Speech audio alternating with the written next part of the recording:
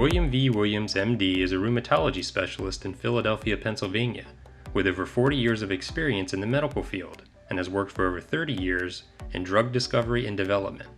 He is a graduate of Tufts University School of Medicine and practiced at the University of Pennsylvania. Dr. Williams is currently president and CEO of BriaCell Therapeutics Corporation.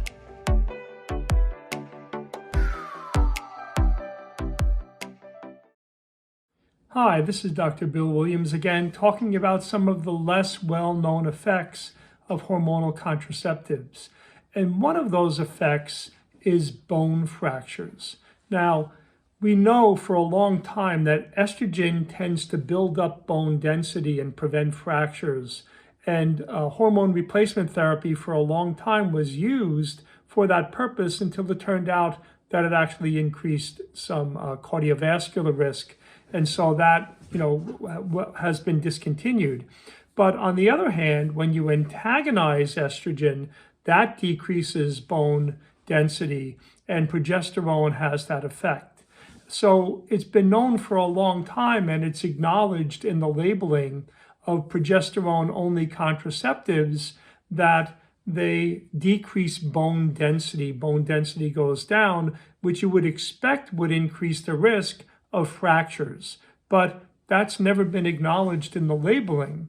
And in fact, in more recent studies, it's very clear that these progesterone-only contraceptives, which includes things like the implants, the shots, different progesterone-only formulations, these clearly increase the risk of fracture in women over time, especially with protracted use. 30 to 50% in some different studies increases in risk of bone fractures, which of course osteoporotic bone fractures are very common in elderly women. So protracted use of these progesterone-only agents clearly can contribute to that risk.